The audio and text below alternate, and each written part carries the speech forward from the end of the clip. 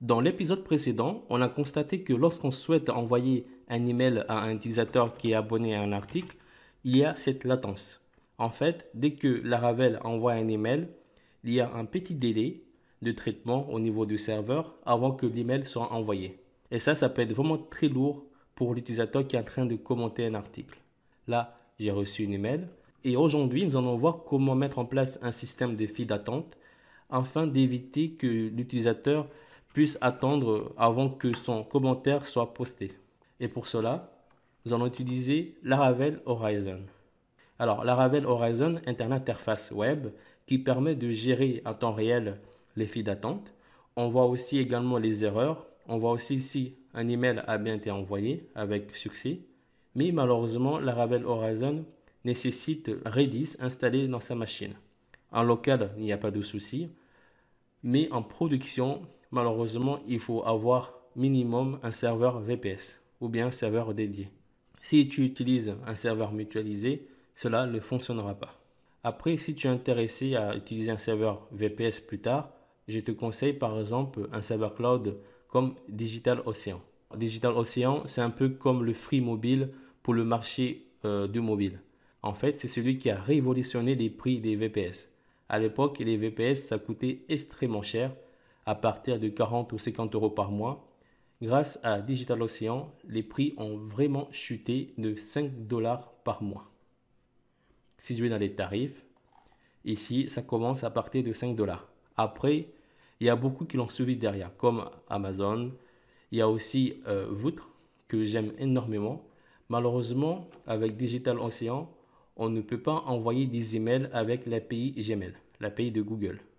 En fait, on est obligé d'avoir une ancienneté de 60 jours avec un serveur qui est stable, qui fonctionne bien, pour pouvoir en fait prétendre envoyer un email au support de DigitalOcean pour leur demander de débloquer cela. Mais malheureusement, moi, ça fait déjà beaucoup de mois que je suis chez DigitalOcean. Je les ai déjà envoyé plusieurs emails et je n'ai jamais reçu une seule réponse de leur part.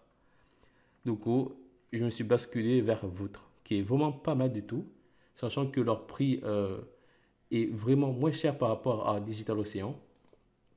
Si je vais dans la partie tarif, ici, on voit que ça commence à partir de 2,50 $. En fait, il faut commencer par le plus petit serveur. Après, si tu constates que plus tard, ta bande passante ou bien ta mémoire n'est pas assez suffisante, tu peux ici upgrader vers un serveur plus puissant en fait, au fur et à mesure du temps. Ne va pas en fait prendre un serveur qui est tellement puissant dès le début parce que tu vas payer cher pour rien si tu utilises une petite application. Si on revient à Laravel Horizon, on va ici dans la partie installation. Pour installer, on installe via Composer. On ouvre le terminal et on installe. Une fois que c'est installé, il faut aussi installer le package Composer de Redis. Alors, le package s'appelle Predis. Je mets donc Predis / Predis. Mais après, ce n'est pas suffisant aussi. Il faut également installer dans ta machine la distribution Redis. Sur Windows, tu peux chercher sur Google comment installer Redis sur Google. Et sur Linux ou sur Mac, il suffit juste d'aller dans les dictionnaires de package de ta distribution. Après, tu pourras installer Redis et il faut aussi installer PHP Redis. Une fois que cela est fait, il faut aussi publier le fichier de configuration. Là, je copie ça et là, Laravel m'a créé un fichier qui s'appelle horizon.php dans le dossier config. Après, n'hésite surtout pas à regarder la documentation de Horizon. Ça explique vraiment comment cela fonctionne. Si je descends un peu, ici, ça me dit comment mettre une sécurité dans l'interface de Horizon. On verra ça plus tard. Et là, ça me dit comment lancer Horizon. Il suffit juste de copier cette commande artisan. Et là, Horizon est lancé. Si par exemple là, je l'enlève et que par exemple, je retourne dans l'application, je veux ouvrir un nouveau onglet. Et là, je mets en paramètre un / Horizon. Ici, on a l'interface Horizon. Et comme tu peux le voir, n'importe qui peut accéder à cette page si on n'est pas connecté. Si tu as envie de mettre une sécurité supplémentaire, là, tu peux monter plus haut et il y a cette ligne-là que tu peux ajouter dans le App Service Provider. Là, je le copie. Je vais donc dans App Service Provider. Et là, je mets cette commande. Et ici, on n'oublie pas d'importer l'interface, la façade plutôt Horizon. Et ici, à l'intérieur, c'est là qu'on mettra nos conditions. Moi, je fais juste un return et je fais appel au modèle user et j'utilise la méthode admin. Comme ça, si on est un administrateur, ça va me retourner un trou. Et si ça me retourne un trou, je pourrai accéder à la page, à l'interface Horizon. Si je vais ici et que j'actualise, là, je n'ai pas de souci parce que ici, je suis connecté. Si par exemple, là, je me déconnecte et que je retourne ici et que j'actualise, là, j'ai une erreur. Après, tu peux en fait créer une page d'erreur dans le dossier Eurox. Tu crées une page 403 et après, tu pourras le personnaliser. Allez, je vais aller me reconnecter. Et là, je reviens ici, je réactualise. Voilà. Là, il me dit inactif. En fait, pour que cela soit activé, ici, il faut lancer la commande PHP Artisan Horizon. Et là, c'est marqué active. Mais si c'est marqué active et que là, par exemple, je vais aller remettre un commentaire, là, ça rame encore. Là, j'ai reçu les emails. Alors, pour que cela puisse marcher, il faut en fait faire quelques petites modifications. Pour cela, je vais d'abord ici dans la classe New Command in on Post, je monte plus haut et ici tu vois que on utilise le trait Callable. En fait, c'est un trait qui a été importé par Laravel lors de la création de cette classe. En fait, dès que tu mets en paramètre le Markdown pour créer une vue, Laravel importe automatiquement ces traits. Mais si tu ne le mets pas, là, il ne va pas l'importer. Il faut aussi également implémenter une interface. L'interface s'appelle ShouldQ. En fait, ces deux-là sont juste indispensables pour gérer le système des files d'attente avec Laravel Horizon. Et cela fonctionne que ce soit avec les notifications et aussi avec les classes mail. Là, je peux donc aller dans la classe Register Mail. Et ici, plus haut, on voit déjà que Laravel m'a mis le Queueable. Et là, je vais aussi mettre l'interface ShouldQ. Comme ça, dès qu'une personne s'inscrit dans notre application, il ne verra pas non plus cette latence lorsqu'on va envoyer l'email de confirmation. Je ferme. Mais là encore, ce n'est pas suffisant. Il faut aussi aller dans le fichier .env. Et ici, on a cette ligne QDriver. Et là, par défaut, c'est async. En fait, il faut mettre Redis. Et puis, je vais couper ça parce qu'en fait, dès qu'on fait une modification dans le fichier notification ou bien dans le fichier email, il faut toujours en fait relancer PHP Artisan Horizon. Parce que ici, le PHP Artisan Horizon, on va dire qu'il va garder en cache, en mémoire, tout ce qu'on a fait ici.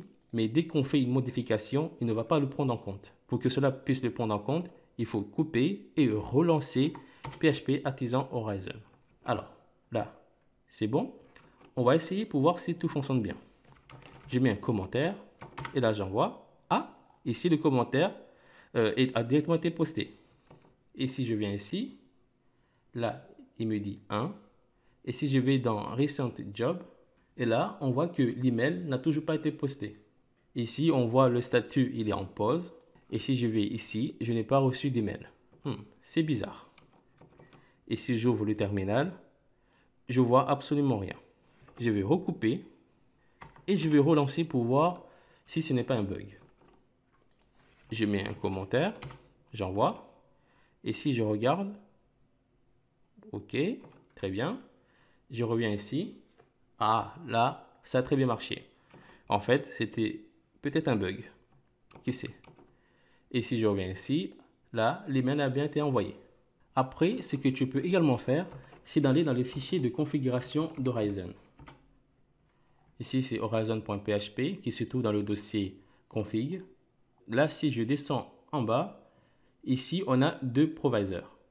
En fait, celui-ci il va fonctionner quand on est en production et celui-ci va fonctionner quand on est en local. Là, ici, dans Balance, en fait, ici, on va choisir quel mode on veut utiliser le fil d'attente. Alors, par défaut, c'est simple. En fait, dès que ici, j'ai plusieurs files d'attente, Laravel va procéder au plus ancien au plus récent. Voilà, il va procéder par ordre. Mais moi, ce qu'on peut faire, là, je mets auto.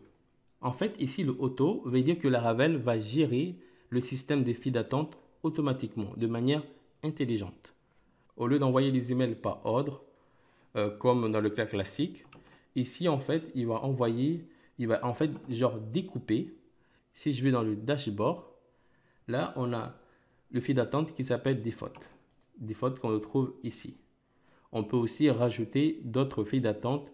Par exemple, on peut rajouter une autre file d'attente qui s'appellera mail. Si par exemple, je rajoute une autre file d'attente qui s'appelle mail, là, qu'est-ce qui va se passer? Laravel va diviser en deux. Là, ici, Laravel utilise 3 processus. Cela veut dire qu'il va diviser cela en deux. Et comme on ne peut pas diviser vraiment cela en deux, il va par exemple donner 2 processus au default et un processus au mail. Cela veut dire qu'il pourra envoyer des emails, enfin 2 emails à la fois par ordre. Et cela, on peut gagner énormément de temps avec ça. En production, on a 10 processus et en local, on a 3. On n'a que 3. On peut laisser comme ça et on va devoir couper ici Horizon et le relancer. On va tester pour voir si tout fonctionne bien. Là, par exemple, j'envoie un commentaire. Si j'ouvre ici le terminal, là, il n'y a rien. Ça n'a pas marché. Là, ça me dit qu'il y en a 3 processus, enfin 3 travaux qui ont été faits.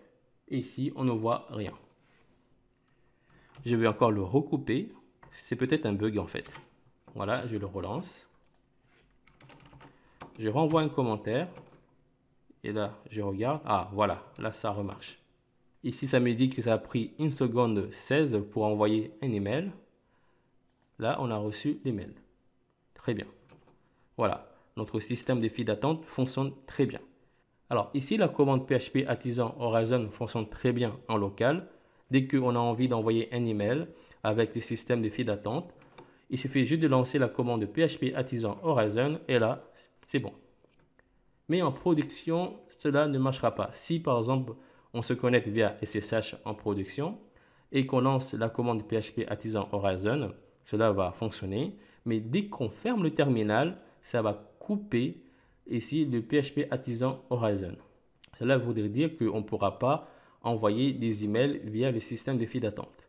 En fait, pour que cela puisse fonctionner, on va devoir utiliser ce qu'on appelle un superviseur. Un superviseur, c'est juste un programme, un script, qui va lancer lui-même la commande PHP Artisan Horizon.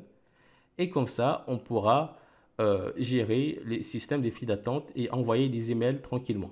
Et pour cela, il y a un programme très connu qui s'appelle Supervisor. Et Supervisor est très facile à installer en production, il n'y a pas de souci.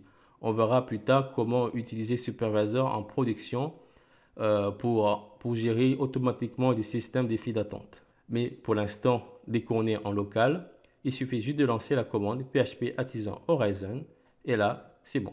On peut même utiliser Supervisor en local. Si par exemple j'ai la flemme de lancer tout le temps la commande PHP Artisan Horizon, parce que parfois on oublie dès qu'on a envie d'envoyer des emails, on oublie de lancer cette commande-là.